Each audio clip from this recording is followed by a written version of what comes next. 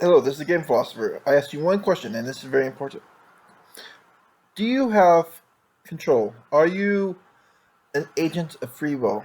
Well, a lot of people will be surprised by this because if you have something that pulls you one way or another, the truth is you have something that's influencing you, and influence suggests very strongly that you do not have control over yourself because, yes, it is your ultimate choice to act in this way or not, but the truth is, well, you do not. And sometimes what is actually loved a lot in society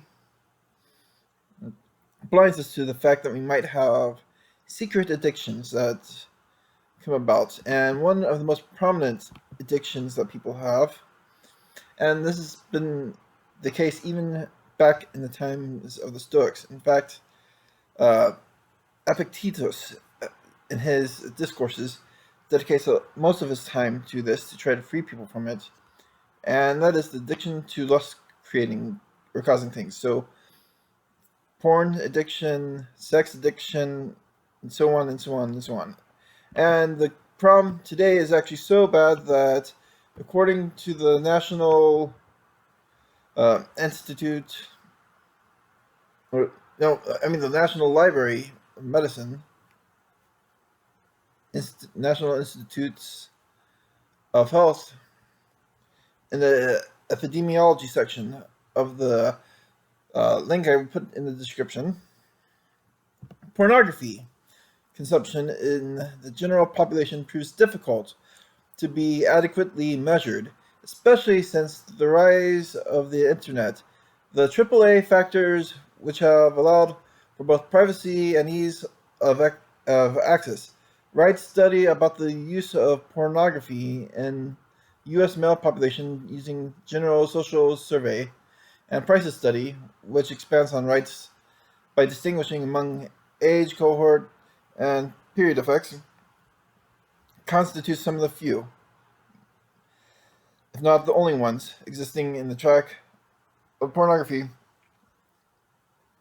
used in the general population. They show overall increasing consumption of pornography over the years, especially among young male populations in contrast to females. This is particularly prevalent among young adults, and it steadily decreases with age. So, uh, there you have it. A lot of people are looking at porn. Now, that's just looking at the consumption of porn.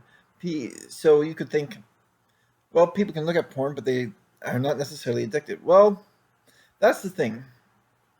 Uh, I can look at it scientifically, which I do not want to look at it scientifically too much. This is a philosophy channel. So you have the argument from dopamine consumption. People get addicted to the dopamine. And that's all I'm going to talk about with the scientific aspect of it because um, that's something you have to be very careful about. But if you find yourself saying, I'm going to quit porn, I'm going to stop looking at it, but a few days later, you type www.xxx.something something adult videos, you search all these different titles of different types of porn that you want to watch. The fact is that you're actually most likely addicted to porn. And also, say that you uh, go for so long without it and you're starting to feel down, you're starting to feel that life itself is really not all that great. Yeah, it's because you have a very bad addiction to porn, or you might be skipping things, or using porn to cope with things. Well, that's no different from how an alcoholic would use drinks to cope with things. Just drinking one after another instead of having a uh, moderate lifestyle. Or a drug addict might use the drugs to cope with life when something bad happens, or when something good happens, or even someone who has a food addiction eats one dish after another to cope with their sadness, to celebrate, and so on and so on and so on. Truth is that you're actually not in control of yourself. And part of the reason is not really even the porn. In fact, you could probably have porn um, all you like in society. Um, Not in people's eyes, in front of people's eyes, but access to people in private. But you have media.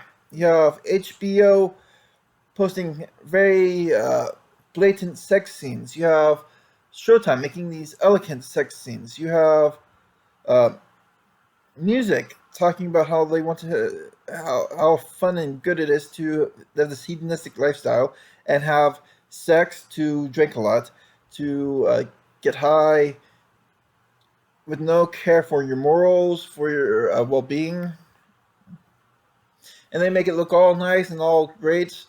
To spend money after money um, on these meaningless things that don't really last long, and as a result of this, we are being influenced by the media. Doesn't matter if it's HBO. It's not even the porn industry. I mean, the porn industry can be a problem, and it is a problem. But HBO, Showtime, to a certain degree, magazine articles, they're all problematic in this regard, that they control our lives. But is there anything deeper about that? Well, I was looking at the statistics on sex addiction. So yeah, we're transitioning from porn addiction to sex addiction at this point. You would expect that most sex addiction cases happen rightly when people are with a history of being abused. But the surprising thing is, it was mostly people who were emotionally abused. So the highest percentage of people having sex and porn addiction, but is that 97% of people had some type of emotional abuse. 81% were sexually abused. 72% were physically abused. Now, let's keep that in your mind. The highest number was not the sex abuse victims. That was the second highest number. The highest number was the emotional abuse.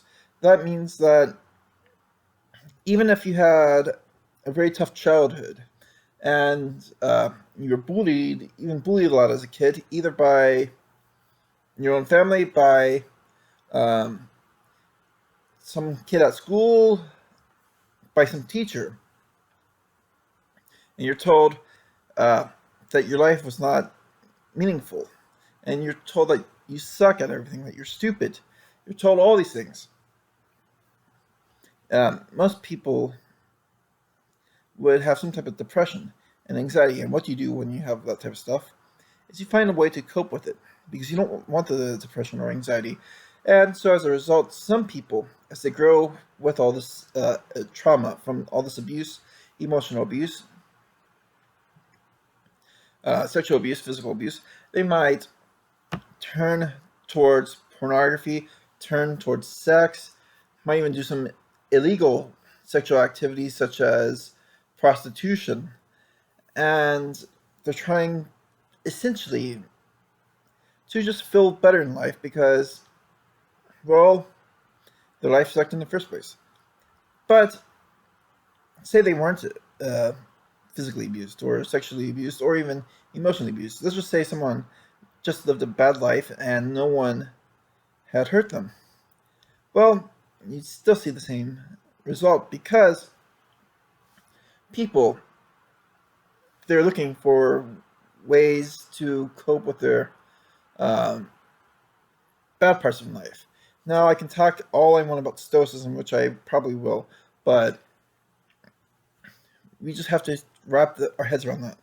How not only are we seeing people who are abused either by people or by life itself, getting involved in looking at porn and having sexual activity after sexual activity, we have entertainment industries glorifying such means of coping with things.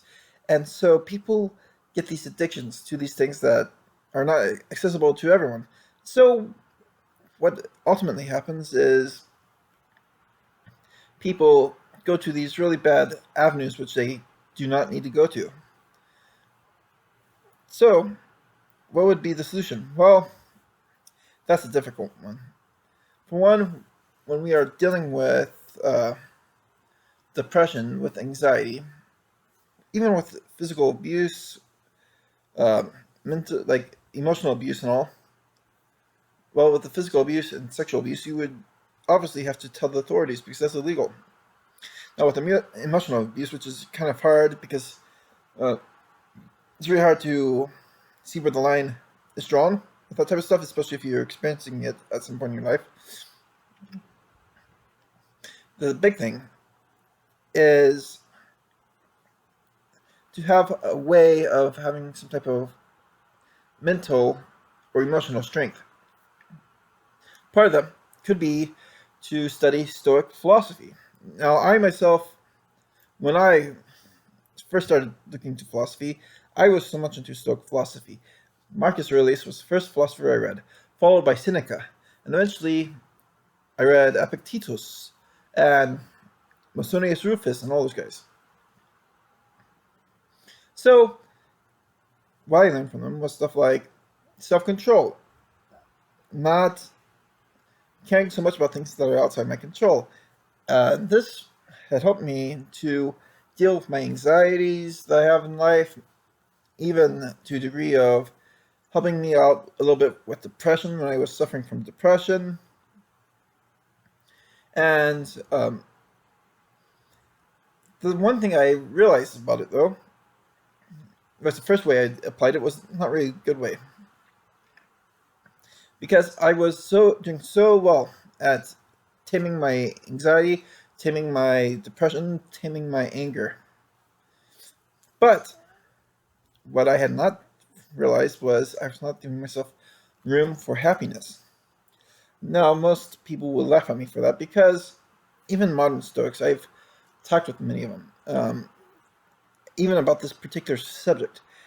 They're like, no, the Game Philosopher, that's not a good application of Stoicism, and they're right.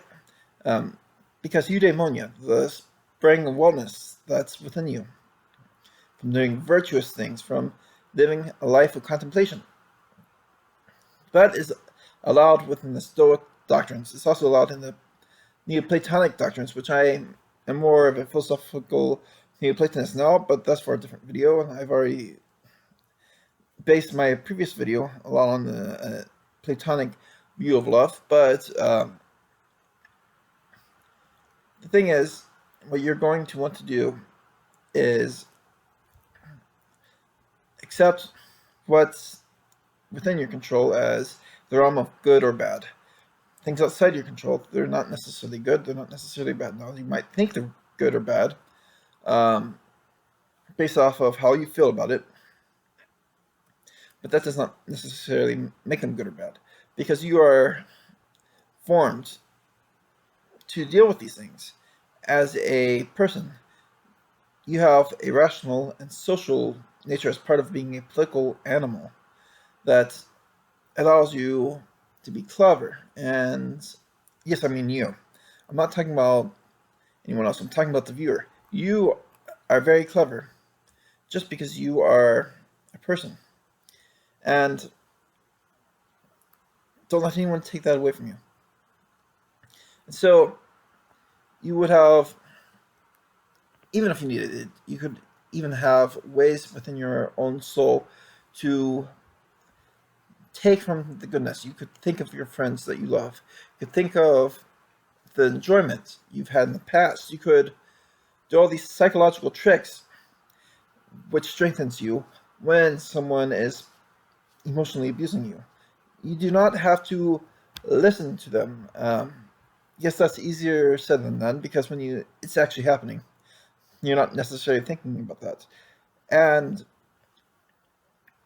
through that, you know that you can do better than what they say you can. You have the ability. That means that no matter what they say, no matter what they do, you have potentiality. So, you can just laugh at these guys because what if they're actually speaking out of their own insecurity? What if they are bullying you and attacking you because they feel incompetent and insignificant? Well, you could actually not care for their opinion because they curse themselves daily, as Marcus Aurelius and Epictetus would both say many times within their books. So, looking at this strength that you get, you do not have to look at porn. You do not have to have sex uh, with people. You can actually enjoy good human relationships. You can actually fulfill yourself with a life of virtue, a life of goodness, with a life that you have wanted for so long. You do not need coping mechanisms. You just need to follow the path of goodness. Be who you are. And look for what is most good in life. And yes, that means you study philosophy, you look at religion, you work on yourself, and who knows, if you're suffering from sex addiction, from porn addiction, maybe one day you will find someone good for you, someone of your dreams that likes what you like, and you connect with one another very well, and you get together, maybe start a family, maybe not, but you enjoy each other, and in that way, you will actually have the life that you wanted. You work so hard on yourself, and you don't need porn addiction.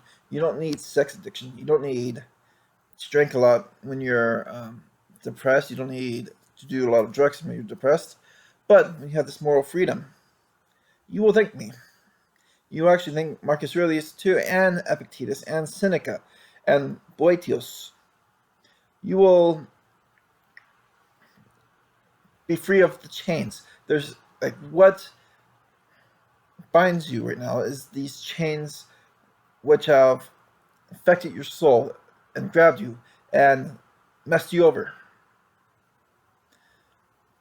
These chains are why you are suffering. You're not suffering because you're lacking this or that so much as you're suffering because you're not experiencing the freedom you need. You have freedom from these really bad things which are oppressing your ability to be free.